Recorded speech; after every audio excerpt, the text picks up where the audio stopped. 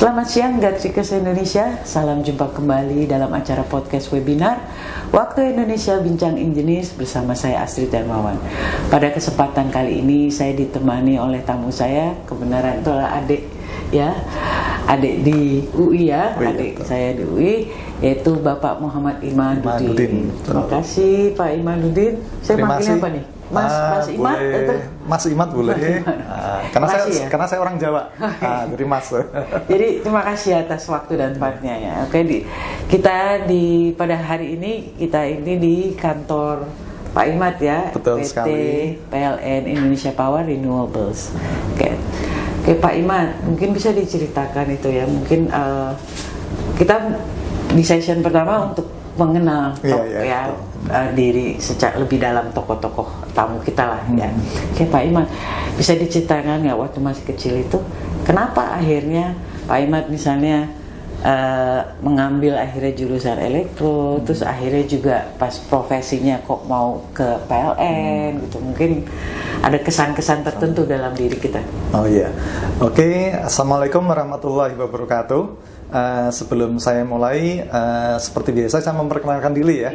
Untuk ini saya panggil Bu Astrid atau Mbak Astrid? Asal Mbak aja, jangan Mbak aja ya. Oke, Mbak Astrid. Saya Imaduddin, betul sekali tadi yang disampaikan. Saya alumni elektro atau lebih tepatnya Gatrikers ya kalau orang bilang. Masuk tahun 95. Ya. Dan saya dulu lulusnya 2000. Jadi bukan termasuk yang kuliah cepat gitu ya. Nah, tadi kembali ke pertanyaan Mbak Astrid tadi ya, apa yang memotivasi saya masuk ke elektro dan khususnya ke Gatrik? Terus terang saja. Ini lahir di mana Pak? Saya kelahiran Semarang, Jawa Tengah.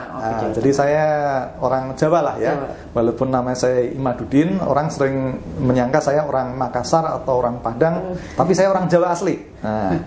Saya tinggal di Semarang dari kecil sampai dengan SMA.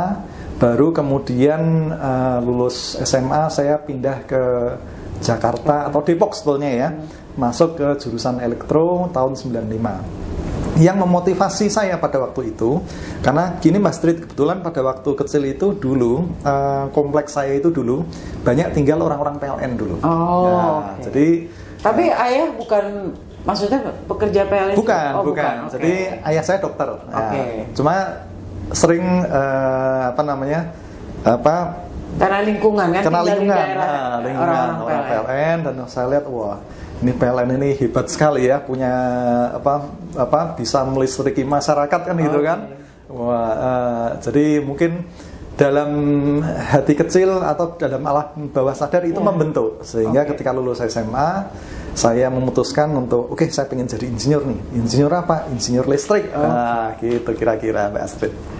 Seperti masih zaman saya nggak ya, kalau dulu tuh kita tuh langsung tuh otomatis, makanya saya mau nanya nanti kenapa akhirnya ke PLN, karena kalau di zaman saya tuh kalau kita bicara ambil jurusan listrik pasti ujungnya pasti kerjanya di PLN. Di PLN ya. Nah, itu benar sekali Mbak Astrid. Masih? Waktu zamannya main-main masih gitu ya? Masih begitu persepsinya. Jurusan elektro, Gatrik itu identik dengan PLN. Kenapa? Karena secara histori ya, kita semua tahu, bagi rekan-rekan yang dulu pernah belajar di jurusan elektro terutama Gatrik, kita sangat tahu bahwa dulu dosen-dosen kita ya, dosen-dosen Gatrik itu banyak yang dari PLN. Kita masih ingat dulu yang nyusun buku ya, almarhum Prof Zuhal. Nah, itu pernah jadi dirut PLN. Kemudian Pak Abdul Qadir, profesor, kemudian almarhum Pak Jiteng Marsudi, yang bukunya legendaris itu, Operasi Sistem Tenaga Listrik itu adalah dirut PLN. Dan saya pernah dalam satu kesempatan Mbak Astrid, pernah dulu waktu itu almarhum Pak Jiteng itu memanggil kami mahasiswanya, mahasiswa Gatrik, untuk datang ke kantornya di Trunojoyo, PLN Trunojoyo Pusat, untuk ngasih kuliah. Karena apa? Karena beliau sangat sibuk ceritanya waktu itu. Jadi dari situ saja sudah kelihatan. Maksudnya nggak sempat ke kampus? Nggak sempat ke kampus, disuruh datang ke kantornya. Jadi saya merasakan, ini toh di PLN. Dosen-dosen kita ternyata banyak bapak-bapak kita yang di PLN itu jadi dosen-dosen kan. Termasuk sampai sekarang itu pembimbing skrip saya dulu, sekarang namanya sudah jadi guru besar ya, Prof Iwa. Pak itu Iwa, sekarang jadi rektor di ITPLN. Nah, jadi kita memang dari zaman dulu sampai dengan hari ini punya sejarah panjang keterkaitan antara jurusan elektro terutama gatrik dengan PLN. Mungkin itu Mbak cerita singkatnya gitu ya. Oke, sekarang kita bicara ke ini ya, ke PLN-nya gitu. Nah ini tolong bisa disampaikan kepada Gatrikers gitu ya, sejarah akhirnya muncullah PT, karena PT Indonesia Power Renewable. Kenapa itu akhirnya dibikin suatu perusahaan, anak perusahaan yang PT Indonesia Power Renewable gitu ya, kan. ya. Jadi ini kalau bicara sejarah, sebetulnya kami PLN Indonesia Power Renewables ini perusahaan yang sudah berdiri 10 tahun yang lalu sebenarnya sudah ada. Cuma waktu itu namanya Putra Indo Tenaga sebagai anak perusahaan PT Indonesia Power. Nah, PT Indonesia Power sendiri adalah anak perusahaan dari PT PLN Persero yang spesialisasinya di bidang pembangkitan listrik.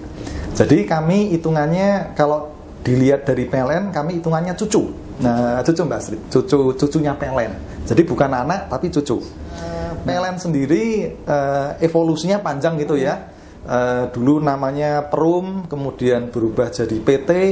Nah, setelah jadi PT kemudian punya anak usaha. Nah, di tahun 95 PLN membentuk anak usaha khusus di bidang pembangkit listrik. Ada dua dulu waktu itu. Namanya PT PJB 1 dan PT PJB 2. Dan tahun 95 PT PJB 1 itu ya. PJB 2 atau 1? Yang 95. Yang tahun 95 itu PJB 1 dan PJB 2. Okay.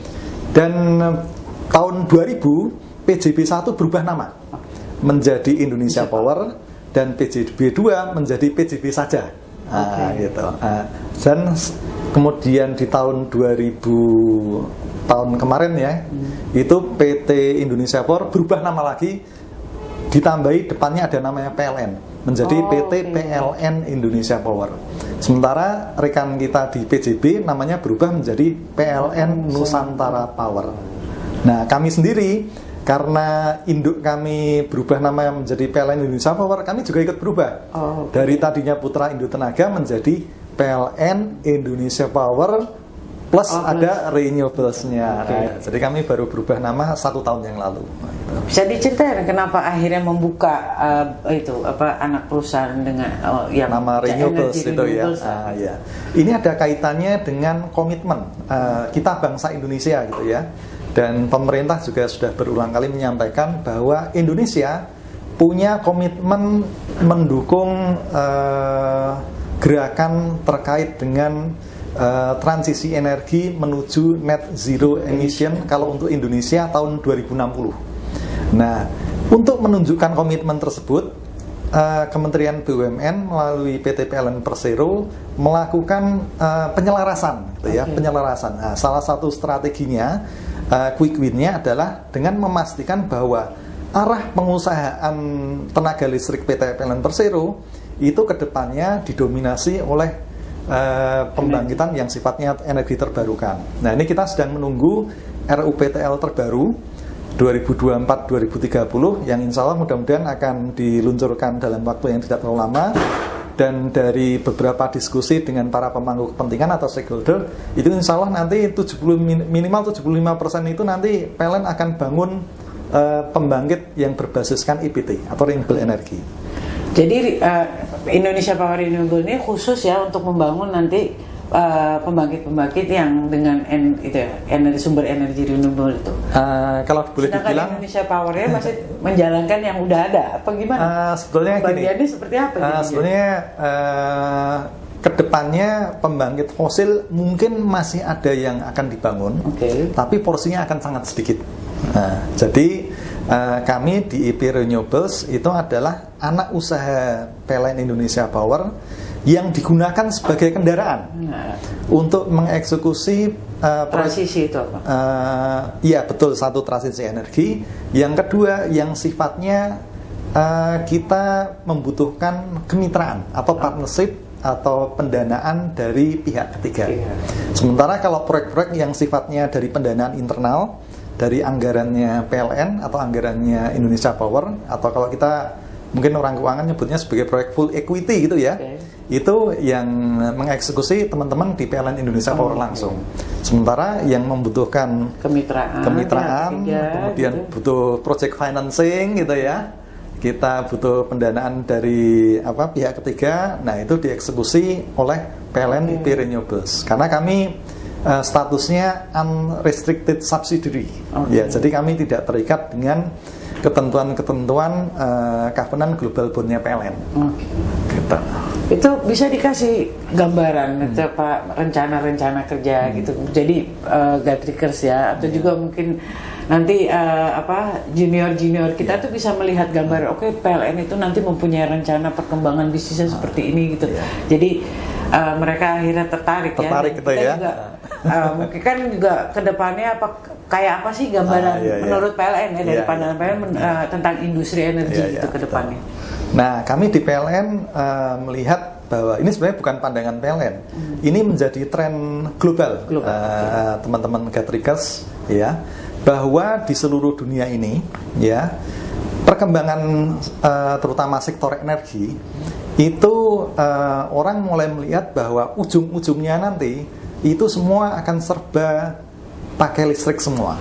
Atau kalau kami di PLN menyebutnya sebagai electrifying lifestyle. Jadi kedepannya itu orang apa-apa ya, kalau ngomong energi ya pakainya listrik. Dan hari ini kalau kita lihat di Jakarta, namanya EV atau mobil listrik itu mulai booming gitu kan ya. Ini arah yang sebetulnya bukan katanya PLN saja, tapi ini sebenarnya sudah jadi tren global gitu ya. Walaupun kita tahu di Indonesia kita punya challenge yang mungkin harus kita kolaborasikan bersama. Yang pasti PLN tidak bisa sendiri. Gitu. Nah sekarang tolong Pak Imad, gimana sih rasanya tuh, dan apa sih manfaat yang besar gitu ya kita bergabung dengan bekerja di PT PLN? Iya. Nah ini mungkin kalau terdengar sedikit persuasif. Memang itu tujuannya. Jadi adik-adik atau mungkin mungkin barangkali bapak ibu yang punya anak ya, kalau ingin mengarahkan anaknya, kan profesi ada banyak ya. Salah satu profesi yang menjanjikan di masa depan itu adalah profesi engineer, atau kalau kita suka bilangnya insinyur. Dulu mungkin zaman 20-30 tahun yang lalu, kita sering dengar kalau anak-anak ditanya, besok kalau besar cita-citanya jadi apa? Biasanya kalau nggak jadi dokter, jadi insinyur gitu kan ya. Nah, cuma mungkin beberapa tahun terakhir ini mungkin agak berkurang karena gelar insinyur dulu sempat berubah jadi sarjana teknik ya. Tapi ini saya cerita saja, beberapa tahun terakhir ini gelar insinyur itu ada lagi, Mbak Astrid. Jadi ada gelar, sekarang ada namanya program profesi namanya. Jadi tidak cuma dokter yang punya program profesi, teknik atau insinyur itu juga ada program profesi. Jadi kita yang lulus program sarjana teknik dan ambil program profesi itu boleh disebut dengan titelnya itu sekarang boleh jadi insinyur lagi. Jadi tidak, dulu cuma ST. Dan itu ya, engineer di dunia hari ini itu pegang peranan sentral. Kalau kita lihat insinyur ya, kalau menurut pandangan saya pribadi ya, hari ini insinyur yang merubah dunia hari ini ya. Kalau dulu zaman kita dulu abad ke-20 atau abad 19, kita dulu mengenal ada namanya James Watt gitu kan. Ada mungkin yang penemu lampu itu siapa? Thomas Edison. Nah, kalau hari ini mungkin Bapak dan Ibu sering dengar yang namanya Elon Musk. Nah, Elon Musk itu adalah insinyur dan itu merubah dunia. Ya, lewat proyek-proyeknya kita tahu Tesla ya, mobilnya berkeliaran keren abis. Dan punya cita-cita mengirim orang ke Mars ya dengan SpaceX-nya gitu kan ya. Dan banyak bisnisnya yang luar biasa. Dan itu yang melakukan adalah engineer. Dan engineer-nya insinyur, boleh kalau dibilang itu insinyur elektro. Elon Musk itu. Iya, Gatrikers ya, perlu diketahui kalau kita datang sekarang ke PT PLN itu suasananya itu ya, mural dindingnya Ya itu kayak space center ya. Ya, betul. Itu ya. kenapa tuh? Ya. Akhirnya punya ide seperti itu. Ya, karena kita punya visi, Mbak Astrid. Ya. Okay. Kita punya visi bahwa visi ini sering sebetulnya visi yang founding fathers-nya Indonesia dulu zamannya Bung Karno itu sudah pernah menyampaikan seperti ini. Kalau engkau punya cita-cita, ya, gantungkanlah cita-citamu setinggi langit. Karena kalau engkau jatuhnya itu masih di antara bintang-bintang. Nah, itu tercermin juga dalam visi misi kami di PLN Group bahwa kita punya cita-cita ke depan Indonesia itu tadi ya, kita menuju net zero emission, kita menyediakan energi listrik yang tidak cuma jadi sumber energi semata, tapi menjadi bagian dari keseluruhan kehidupan kita. Jadi kita punya semboyan electrifying lifestyle. Ya, jadi kita apa-apa pakai listrik. Pergi pakai kendaraan listrik. Atau kita masak pakai kompor listrik. Atau macam-macam. Tapi itu memang namanya cita-cita ya. Mungkin hari ini banyak yang belum sampai ke situ, tapi kami punya cita-cita. Ya. Oke, jadi tadi ya yang electrifying lifestyle ya. Nah, itu program-program apa sih yang dilakukan PLN selain itu tadi ya pembangkit, karena kan sekarang kalau kayak solar panel akhirnya bikinnya. Kalau dulu kan basically kita bikin pembangkit yang ya maksudnya yang bentuknya besar gitu ya. Nah, sekarang Indonesia Power ya Renewable bikin itu ya pabrik solar panel. Betul ya? sekali. Betul sekali Mbak Astrid. Ya. Jadi kami bisnis terbaru kami sekarang punya pabrik yang memproduksi panel surya. Produk dalam negeri dihasilkan dari pabrik yang ada di dalam negeri, yaitu di pabrik kami di Kendal, Jawa Tengah. Panel surya dengan kapasitas 1 GWP atau 1000 megawatt peak per tahun kapasitas produksinya. Dan itu jadi tonggak ya, bahwa Indonesia ini ya untuk menuju NZE net zero emission 2060 ya, pemerintah melalui Dewan Energi Nasional itu sudah punya blueprint yang namanya Rencana Umum Energi Nasional, yang di dalamnya tertuang bahwa sumber EBT yang paling rasional, yang paling masuk akal, yang bisa dipakai oleh bangsa Indonesia menuju NZE 2060 itu adalah dari PLTS atau solar PV ya. Dan itu ada lanjutannya Mbak Astrid. Kita ingin pembangkit listrik yang renewable itu tidak cuma sekedar kita dapat listriknya, tapi juga kita ingin itu jadi produser. Produsen, karena itu akan jadi alat yang dapat mensejahterakan masyarakat melalui multiplier efeknya istilahnya.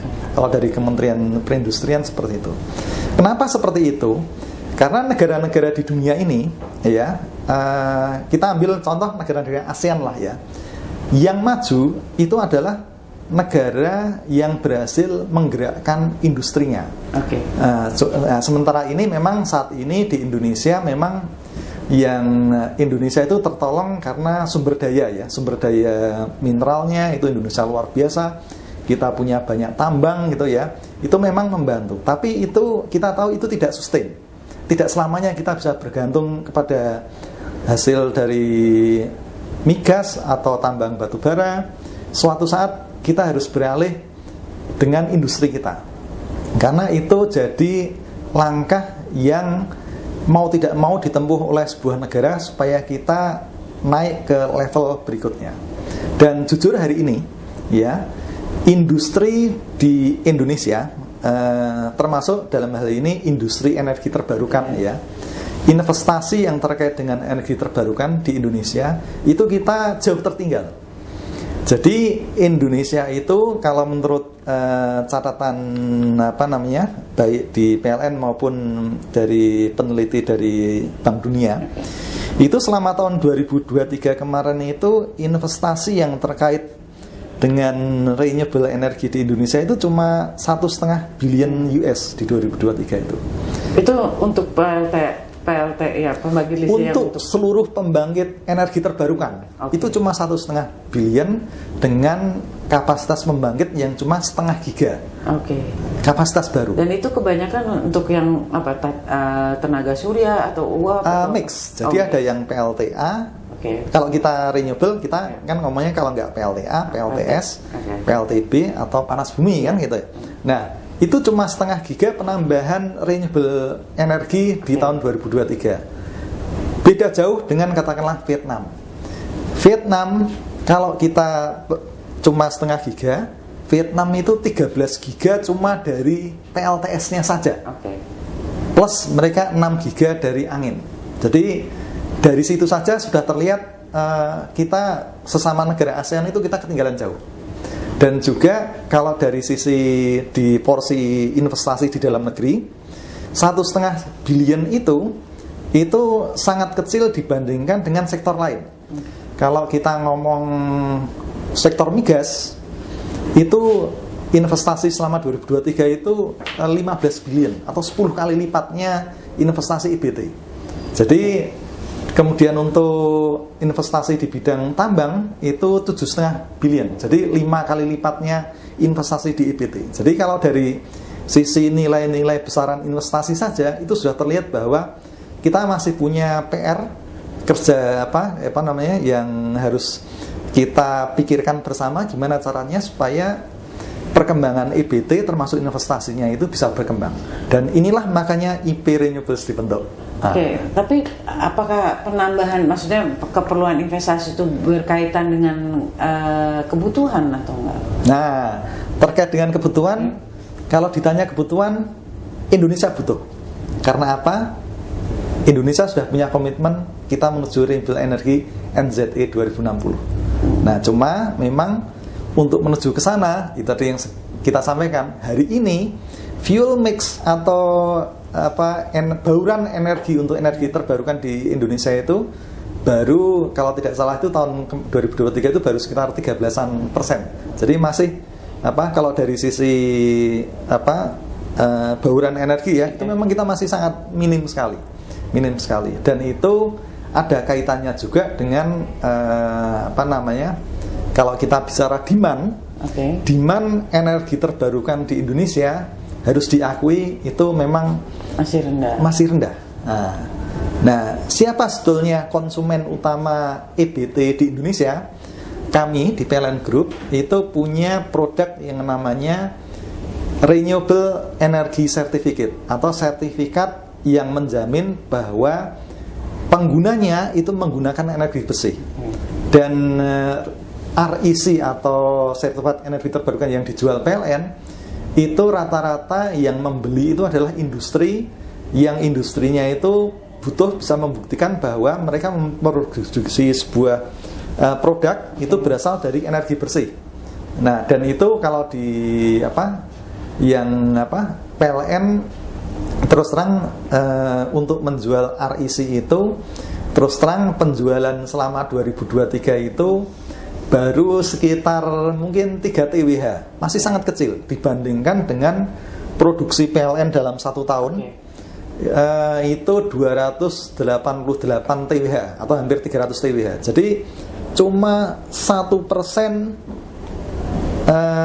real ya, 1% dari seluruh energi listrik yang dihasilkan oleh PLN itu diserap oleh konsumen yang butuh EBT, kasarannya seperti itu. Jadi masih sangat kecil. Sementara PLN sendiri bisa menghasilkan energi bersih itu mungkin taksiran saya dengan kita 13% itu ya, minimal PLN itu sebetulnya menghasilkan 30 TWh per tahun. Cuma yang laku dijual dalam bentuk REC itu baru 3 TWh. Baru 10%-nya. Jadi demand di Indonesia untuk EBT itu memang ya kita masih punya banyak PR, terutama untuk mengkampanyekan ya bahwa ini untuk sustainability kita ya. Kita kan pengen kita hidup tidak cuma untuk hari ini tapi juga untuk anak cucu kita kan. Kita pengen lingkungan lestari, udara bersih. Nah, itu dari mana? Dari EBT ya, gitu. Itu mungkin cerita garis besarnya. Oke, gitu. kita balik dulu nih ya, Ya, dari riwayatnya Pak Imad.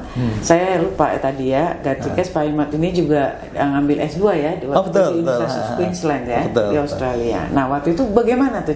Apakah itu kesempatan yang diberikan oleh PT PLN? Betul. Ya, Nah, waktu itu emang inisiasi sendiri. Inisiasi ya, Nah, ini saya cerita untuk Gatrikers atau mungkin barangkali adik-adik mahasiswa yang sebentar lagi lulus. Apa sih nilai plusnya kalau kerja di PLN? Nah, ini saya cerita saja. Dengan kerja di PLN, mungkin Gatrikers atau adik-adik mahasiswa yang baru lulus atau mungkin sudah lulus, dengan bekerja di PLN, adik-adik akan punya kesempatan untuk melanjutkan ke pendidikan yang lebih tinggi. Karena PLN banyak memberikan beasiswa kepada pegawainya, baik untuk melanjutkan di dalam negeri maupun di luar negeri. Nah, saya sendiri mendapatkan kesempatan melanjutkan pendidikan S2 di luar negeri, di Australia, di The University of Queensland ya, di kota Brisbane, itu atas beasiswa dari PLN. Dalam hal ini Indonesia Power. Itu udah berkeluarga nggak Pak Imad? Nah, waktu itu kebetulan saya sudah berkeluarga. Oke. Nah, berkeluarga. Dan beasiswanya itu maksud saya supaya ada nih apa kita tahu apakah hanya Pak Imad aja yang boleh ke sana tapi keluarga. Nah, ini yang menarik Gatrikes ya. Beasiswa PLN ini term and condition-nya itu sangat-sangat fleksibel. Nah, dan untuk sebagai gambaran saja, yang saya terima itu cukup untuk membiayai keluarga sebetulnya. Dan apalagi kita tahu seperti di Australia itu ada skema working visa. Jadi mahasiswa itu boleh sebetulnya kerja part time. Dulu saya juga melakukan hal itu, Mbak Astrid. Sehingga yang S2 kali. Iya, S2. Kalau S1 kan kalau nggak salah nggak bisa. Nah, itu kesempatan yang menurut saya mungkin tidak semua perusahaan dapat memberikan. Nah, PLN memberi kesempatan kepada pegawainya untuk bisa melanjutkan ke jenjang S2, bahkan S3, Mbak Astrid. Yang PhD pun ada yang dikirim PLN. Nggak cuma di dalam negeri, tapi juga di luar negeri. Dan itu negaranya juga beraneka ragam. Kalau saya kebetulan Australia, ada juga teman-teman saya yang dikirim ke Korea, ke Jepang, ke Eropa, ke Belanda, ke UK.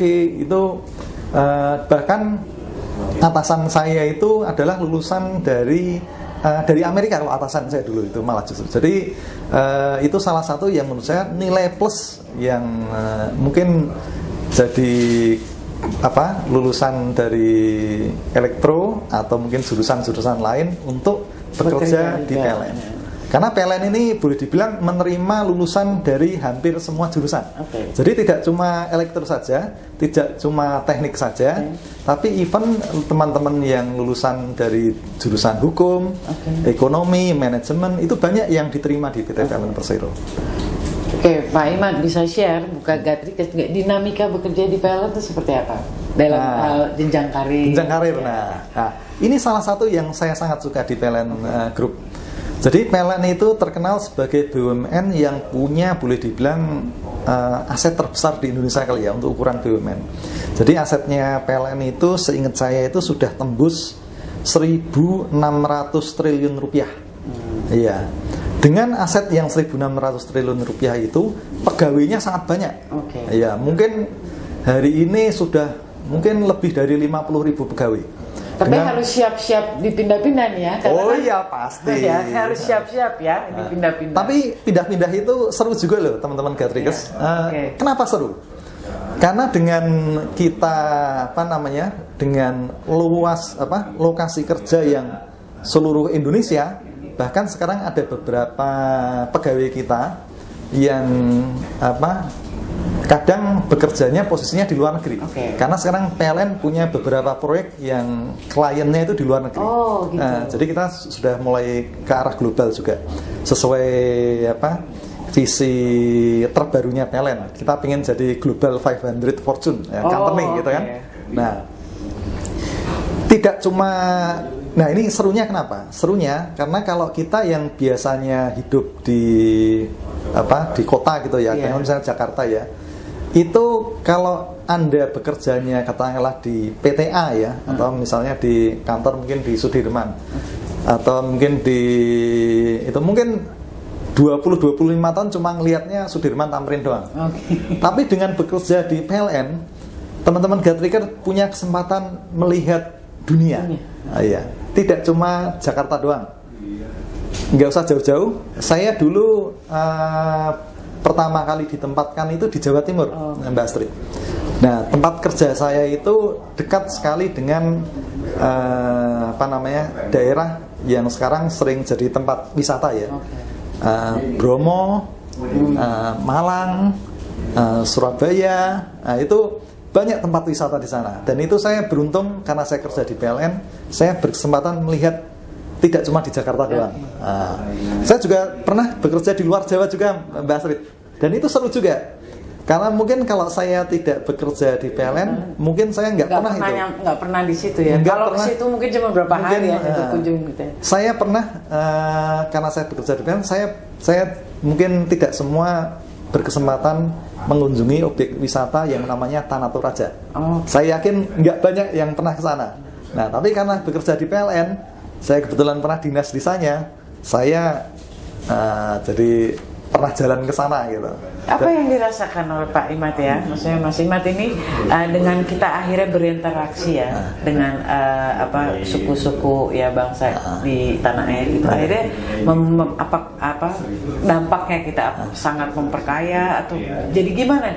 Pak Imad merasanya tuh dengan kita akhirnya berpindah tempat di mana kita berinteraksi dengan penduduk setempat itu akhirnya menjadi memperkaya karakter kita dan juga apakah itu berpengaruh pada pekerjaan gitu nanti. Kelihatannya Mbak Astrid sudah menjawab pertanyaannya.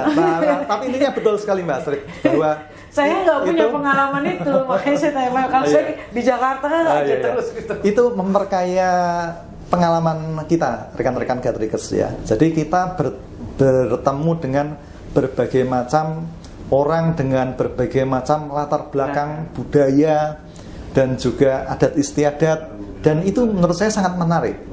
Karena selama ini kalau dulu karena saya dulu orang Jawa gitu ya, saya tidak tahu tuh kebiasaan di daerah lain. Nah, tapi begitu saya dulu pertama kemudian pindah ke Jakarta, kemudian setelah bekerja sempat keluar Jawa juga, itu saya jadi tahu bagaimana orang Makassar, ya bagaimana orang di Jawa Timur. Nah, ini ada yang lucu Mbak Astrid. Nah, ini mungkin sedikit joke saja ya. Kalau orang Jawa itu ya, kalau makan dan minum itu biasanya seleranya itu yang manis-manis gitu ya. Iya. Jadi kalau minum es teh itu selalu es tehnya itu pasti manis, pakai gula. Dulu waktu saya pindah kuliah di Depok, saya heran. Kenapa tehnya itu nggak manis semua gitu ya? Ternyata kalau kita mau manis, kita harus bilang bahwa saya minta es teh manis. Gitu. Nah, termasuk demikian juga ketika dulu saya pernah dinas di luar Jawa. Saya pernah di Sulawesi Selatan gitu ya. Di sana itu ada ada makanan ya, ada makanan. Orang biasa kalau di Jawa itu namanya ikan bakar. Itu kan selalu ada dikasih dikuas, dikasih bumbu macam-macam kan itu ya. Tapi saya di sana heran. Ini ikan bakarnya kok cuma dibakar doang ya. Jadi tidak dikasih bumbu apapun.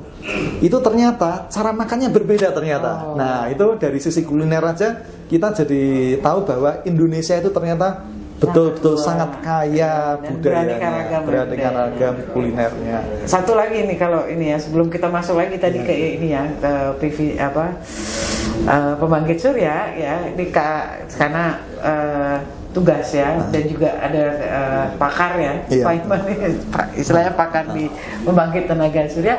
Kayak satu aja pertanyaan saya. Nah, waktu pindah-pindah itu kan bawa keluarga ini, ya. Nah itu bagaimana itu prosesnya? Apa mudah? Mendapat fasilitas ya dalam perpindahan itu dari perusahaan PLN sendiri? Kalau dari perusahaan sangat support. Ya, jadi begitu kita ditempatkan di suatu daerah, semua biaya perjalanan termasuk keluarga dan even pembantu Itu mendapat istilahnya bantuan dari kantor. Dan kalau dibilang apakah itu hal yang mudah, menurut saya pasti ada tantangannya ya. Anak saya yang pertama, Mbak Astrid ya, sekarang sudah kuliah sih. Dulu waktu SD, karena saya berpindah-pindah dinas dan kebetulan karena dulu waktu masih kecil, keluarga selalu saya bawa. Ya. Dulu waktu SD itu anak saya yang pertama itu pernah bersekolah di 4 SD yang berbeda. Dari kelas 1 sampai kelas 6 SD-nya 4 kali ganti. 4 SD yang berbeda. Nah, itulah pengalaman jadi pegawai PLN.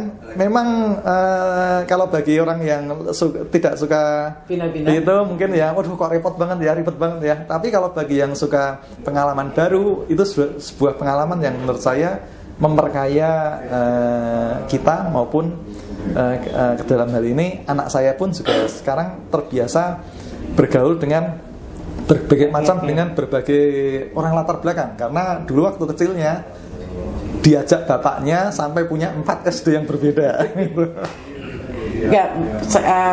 Kita itu sekarang ya dengan pengalaman Bapak ya, kita Gatrikers dan juga teman-teman kita mungkin di luar sekarang bisa terbayang ya bekerja di perusahaan BUMN yang terutama yang banyak cabang ya seperti kayak PLN kan ada memang perusahaan BUMN yang memang cuma di Jakarta tapi ini kan memang meluas ya, karena pembangkit itu meluas, jadi mereka kan kalau kita bicara anak muda itu kan nggak kebayang bahwa saya kalau pindah-pindah, tapi dan saya lihat kalau tadi juga dari segi kesempatan karir maupun pendidikan ternyata PLN itu juga banyak ya menawarkan itu ya peningkatan ya dari jenjang pendidikan maupun karir gitu. Jadi supaya anak-anak muda itu nanti adik-adik kita itu juga bilang jadi ternyata kesempatan bekerja di perusahaan BUMN sekarang tidak terlalu jauh ya timpang dengan perusahaan-perusahaan swasta gitu ya. Dan saya berani bilang kerja di PLN ini termasuk fasilitasnya tidak kalah lah dengan perusahaan-perusahaan yang katakanlah multinasional yang sering kita dengar gitu ya. Jadi kalau dulu memang kita berpikir ya untuk bekerja di BUMN kita kebanyakan larinya ke swasta. Tapi sekarang secara kenyataan dengan perubahan zaman ya, sekarang juga industri energi ini ya berkembang ya, PLN itu menjadi salah satu tujuan tempat kerja yang luar biasa ya Pak Imad ya. Dan khusus untuk PLN Indonesia Power, kami tahun lalu kalau nggak salah barusan menerima penghargaan dari sebuah institusi. Jadi kami dapat label sebagai perusahaan yang Great Place to Work. Itu salah satu yang menunjukkan bahwa secara objektif menyenangkan bekerja di PLN Group.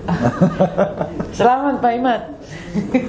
Oke, sekarang kita kembali lagi nih Pak Imad pada pembangkit listrik tenaga surya. Apa perkembangan kalau nggak salah kan Pak Imad PT Indonesia Power ya, atau ada pabrik ya sekarang kan membuka pabrik kan itu, tapi dari sisi kalau saya lihat di bagian kalau Gatrikers mungkin terlewat ya waktu itu Pak Imad sudah mengisi webinar ya. Jadi kalau kita lihat bagian flow production ya, dia ada di sebelah kanan yang kedua ya kan. Jadi kalau nggak tahu fotoselnya ya sama panel ya, modulnya ya.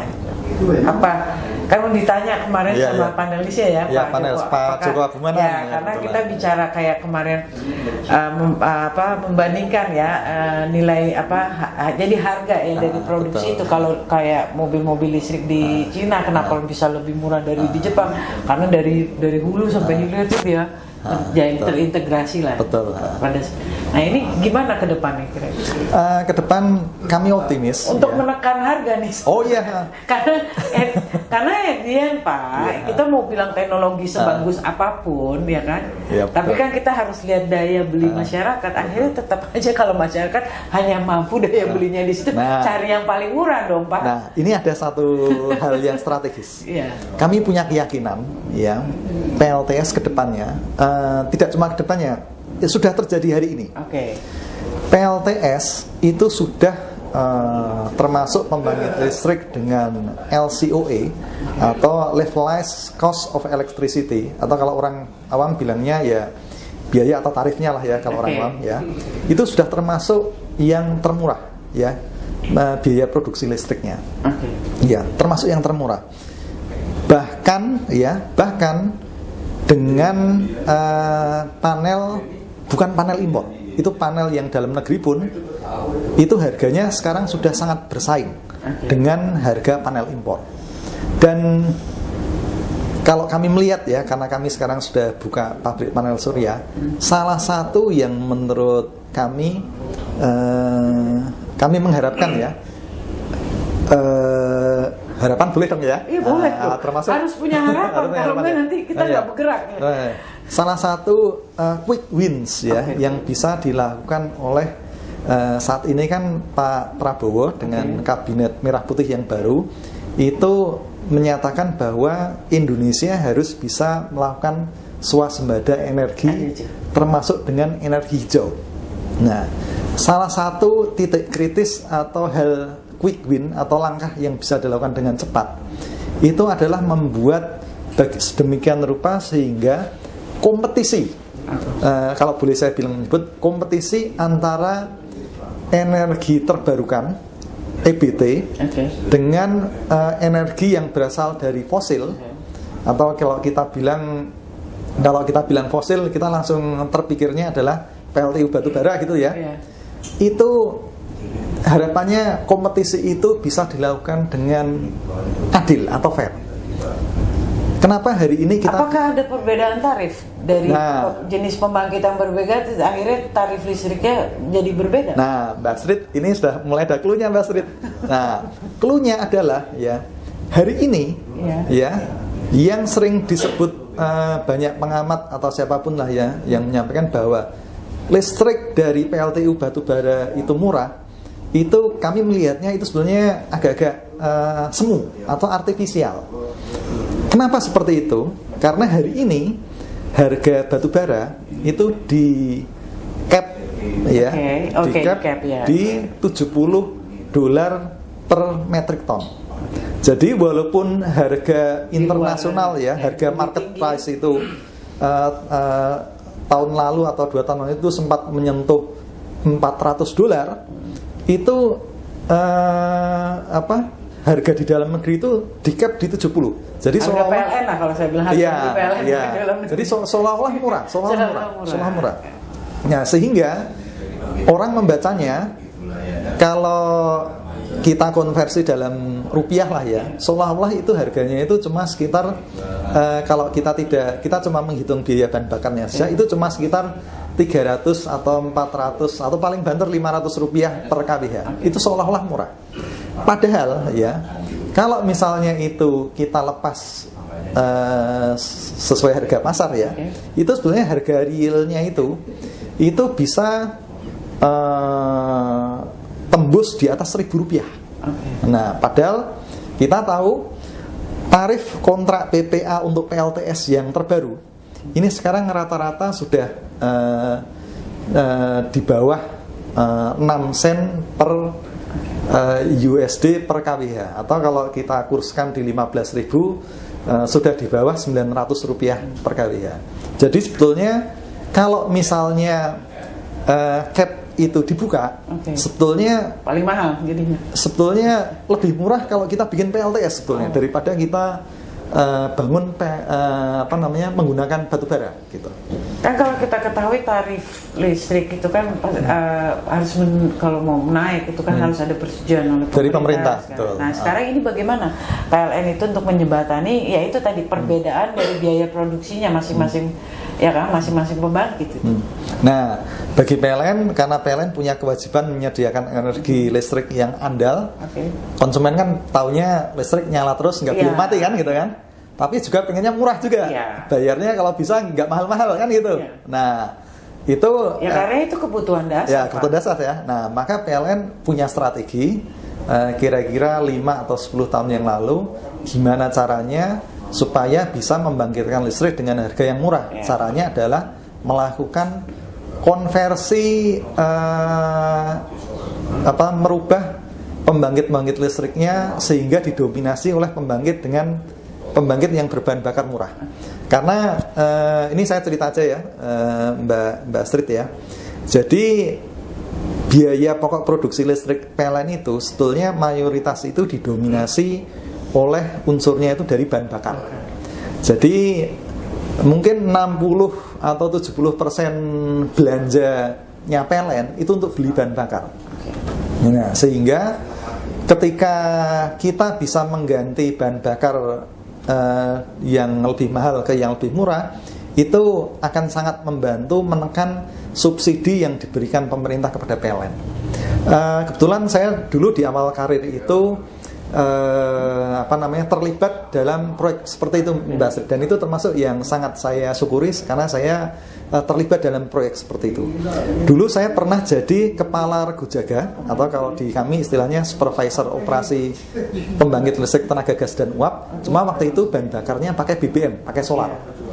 Saya dulu biasa kalau menandatangani berita acara pemakaian bahan bakar, itu saya dulu mengakui memakai bahan bakar membakar solar 2 juta liter dalam sehari semalam. 2 juta liter ya. Itu satu pembangkit di daerah Bapak itu doang ya? Cuma satu pembangkit doang, dan itu cuma 1 hari semalam. Itu 2 juta liter. Jadi saya membakar kira-kira kalau dikali 10.000 ya mungkin 20 miliar dalam semalam. Itu sangat mahal.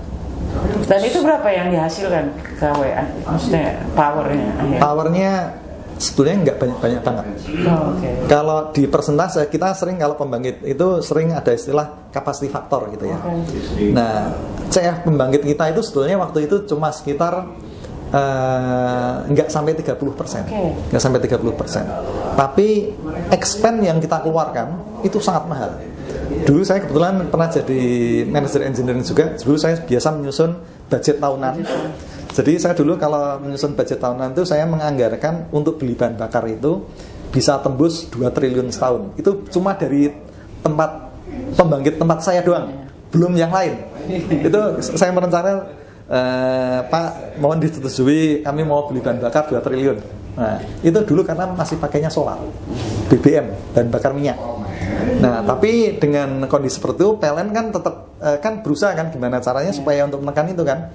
Akhirnya dicarilah sumber bahan bakar yang lebih murah dan lebih bersih, yaitu gas alam. Dan proyek itu berhasil. Dan tapi ketika ganti jadi gas alam ternyata tidak berhenti problemnya. Ternyata gas alam itu kita kan dapat gas alam dari laut Jawa gitu ya, laut Jawa. Waktu itu pembangkit kita di Jawa Timur, antara Madura dan tempat kita. Itu ternyata tidak menghilangkan pemakaian BBM 100%. Karena ada jam-jam tertentu, kita menyebutnya sebagai waktu beban puncak, sehingga kita tetap harus membakar solar untuk memenuhi kebutuhan beban puncak itu.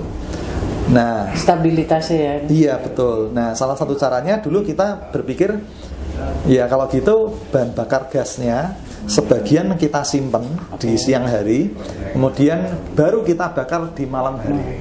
Makanya dulu kita punya proyek kompres natural gas yang terbesar pertama itu di tempat kami dulu di PLT Geografi. Itu menghemat bahan bakar yang tadinya kita dulu menyusun budget tahunnya bisa 2,5 triliun untuk beli bahan bakar.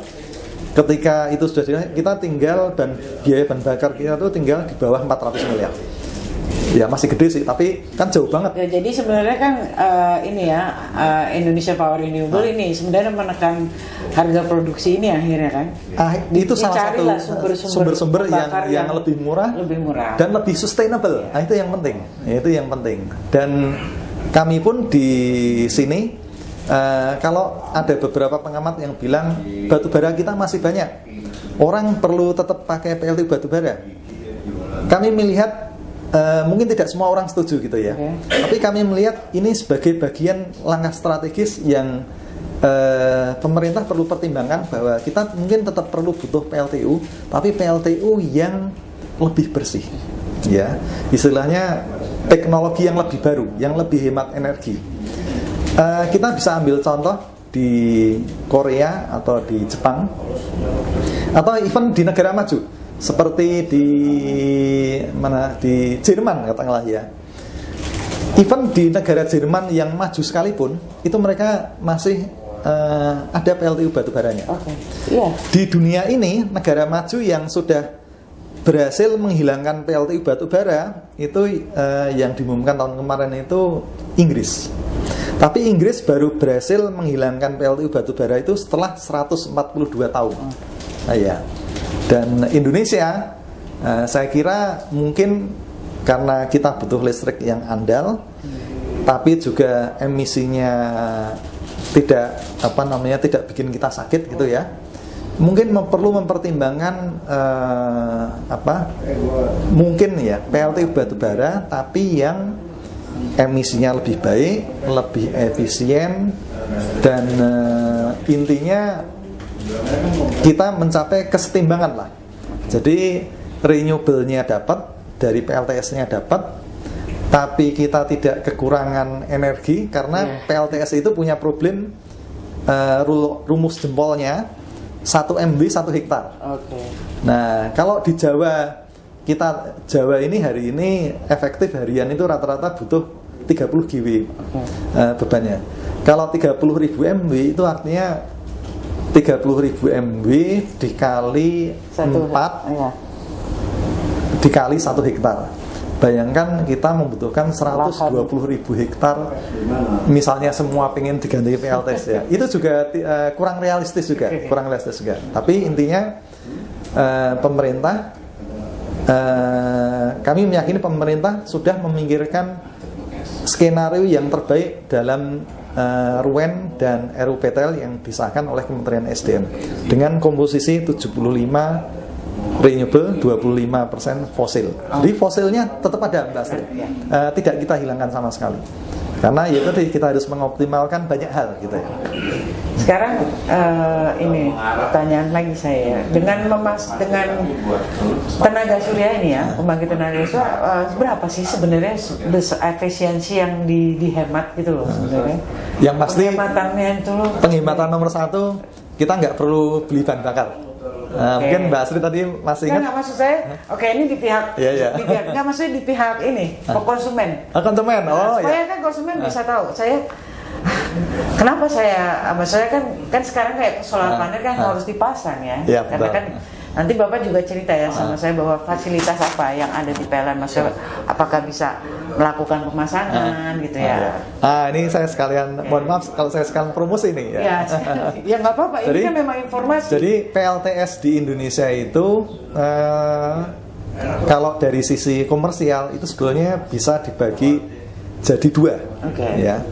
PLTS yang utility scale ya, jadi kelas pembangkit listrik yang besar itu diusahakan oleh PLN, IPP dan perusahaan-perusahaan industri-industri besar biasanya. Kemudian itu biasanya diletakkan di atas tanah atau kita sering menyebutnya ground mounted, dan ada juga yang ditaruh di atas air atau floating PV yang sekarang lagi ngetren. Dan yang kedua adalah PLTS yang sifatnya residensial. Itu yang biasa dipasang di atas atap-atap rumah. Nah, jadi hari ini PLN sudah membuka kesempatan bagi masyarakat yang ingin rumahnya dipasang PLTS bisa mendapatkannya di aplikasi PLN Mobile. Cuma hari ini karena ada beberapa hal yang perlu dipertimbangkan ya. Saat ini kuotanya masih dibatasi per 6 bulan. Jadi kuota apa itu? Jadi kuota kita harus pemasangan daftar dulu gitu ya. Mungkin baru dapat 6 bulan kemudian. Enggak sih, prinsipnya yang datang pertama yang akan dilayani. Jadi first time first serve mungkin ya istilahnya ya. Jadi tapi 6 bulan itu maksudnya apa? Jadi kita harus sampai 6 bulan kira-kira. Tiap 6 bulan pemerintah menyediakan alokasi berapa besar PLTS yang boleh dipasang di suatu sistem. Dikenakan aturan kuota. Jadi artinya ketika kuota pemasangan PLTS itu sudah terpenuhi, maka konsumen harus menunggu ke periode berikutnya. Dan kami punya keyakinan bahwa ini sebenarnya aturan sementara, Mbak Astrid. Karena kami yakin nanti satu saat ini pasti akan nanti kota-kota itu nanti akan ditiadakan, sehingga konsumen bisa kapanpun ingin berminat pasang PLTS rooftop itu bisa dilayani oleh PLN. Oke, jadi yang memberikan kuota ini sebenarnya siapa? Sebenarnya yang memberikan kuota ini dari pemerintah. Cuma pemerintah ini mendapatkan masukan dengan berbagai pertimbangan dari para pemangku kepentingannya. Salah satunya dari PLN sendiri, kemudian dari para ahli, terutama ahli yang terkait dengan keamanan jaringan gitu ya, grid security. Karena kita tahu bahwa intermitensi dari PLTS ini kalau tidak kita kelola dengan benar, itu bisa membahayakan kestabilan sistem. Mungkin kita ingat peristiwa di Australia kira-kira 2-3 tahun yang lalu. Sistem Australia itu penetrasi renewable energy, dalam hal ini PLTS-nya itu sangat besar. Dan itu sempat terjadi blackout di Australia pada waktu itu. Dan ini jadi lesson learned di banyak negara, termasuk di Indonesia, bahwa penetrasi dari PLTS ini tetap bagaimanapun harus di-manage sedemikian rupa sehingga tidak mengganggu kestabilan sistem. Itu kira-kira kenapa harus ada kuota sementara ini. Tapi dengan perkembangan teknologi, maksudnya penetrasi itu maksudnya kan bukannya tenaga itu bisa diserap, maksudnya di storage seperti ini. Nah, ini yang mau saya lanjutkan. Nah, dengan teknologi yang terbaru, apalagi dengan teknologi storage tadi yang barusan Mbak Astrid sampaikan ya, baterai energi storage, dan itu yang dilakukan oleh Australia juga. Jadi Australia itu pesan order baterai energi storage kalau nggak salah itu 100 MW dari Tesla. Itu dalam waktu 3 bulan BESS atau baterai energi storage itu terpasang, dan itu jadi salah satu mitigasi mengatasi ketidakstabilan karena variabel renewable energy dari atau intermitensi dari PLTS di Australia. Dan itu yang hari ini sedang disiapkan oleh pemerintah bersama PLN. Tapi kalau secara kemampuan untuk memproduksi panel-panel itu sebenarnya lebih dari yang lebih dari cukup. Jadi bukan ya kalau itu bukan karena kemampuan produksi pabrik, bukan. Karena kuota itu. Mungkin karena itu ya harus, ya itu tadi masalah storage mungkin yang harus disiapkan. Kalau gitu. Oke, terima kasih Pak Imad. Kita di sesi terakhir ya. Untuk apa pesan-pesan Pak Imad untuk memotivator para gatrikers juga Kak Gatrik UI ya kan? Para gatrikers atau adik-adik mahasiswa atau pemirsa semuanya ya, kami punya keyakinan ya, di PLN bahwa ke depan masa depan Indonesia akan jauh lebih baik, terutama dengan energi hijau dan energi terbarukan. Dan juga sekaligus tidak cuma EBT-nya saja yang maju, tapi industrialisasi dan juga kesejahteraan masyarakat juga akan ikut meningkat. Dengan apa? PLN sudah mempeloporinya dengan kita mengembangkan industri pabrik panel surya. Pabrik kami di Kendal hari ini saja itu sudah mempekerjakan sekitar 500-600 orang, dan kami masih sampai hari ini masih membuka lowongan. Jika rekan-rekan berminat, rekan-rekan bisa buka media sosial pabrik kami, PT Trinamas Agra Indonesia, masih dibuka lowongan. Media sosial ini ada, kalau nggak salah di IG ada, Instagram ada, di LinkedIn juga ada, dan juga ada di websitenya juga ada. Kami masih buka lowongan, dan ini sebuah tantangan yang sangat menarik saya kira ya, karena dengan kita bekerja di industri panel surya, kita tidak cuma bisa sebagai konsumen saja, tapi kita juga memperkaya dan meningkatkan kapabilitas kompetensi SDM kita supaya kita bisa memahami teknologi-teknologi dari penelitian terkini terkait dengan panel surya. Itu saya kira satu visi dengan visi dan misi Bapak Presiden Prabowo. Jadi memajukan pembangunan manusia, tapi sekaligus mewujudkan swasembada energi dan energi hijau. Oke, terima kasih Pak Imad atas waktu dan tempatnya. Dan juga nanti kapan-kapan ya Pak Imad kita diundang untuk meliput di lokasi pabrik. Oh, insya Allah Mas Rid. Ya. Kita tunggu ya nanti undangannya. Insya Allah nanti akan ada grand launching kira-kira di awal tahun. Oh, oke. Mudah-mudahan nanti kita akan lihat liputannya dan rekan-rekan Gatrikers nanti bisa ikut menonton gitu ya, insya Allah. Terima kasih Pak Imad. Sebelum ditutup kami ada kenang-kenangan ini untuk Mbak Astrid ya. Kenang-kenangan dari kami, tanda mata bahwa Mbak Astrid sudah pernah berkunjung ke tempat kami dan diskusi pada hari ini. Oh, terima kasih Pak Imad. Gatrikers juga nanti salam buat rekan-rekan di PLN Indonesia Power. Terima kasih Mbak Astrid. Senang ya, kita senang kok. Nanti tapi ingat ya, pokoknya kita diundang lagi nanti pas acara selanjutnya. Selamat siang Gatrikers Indonesia.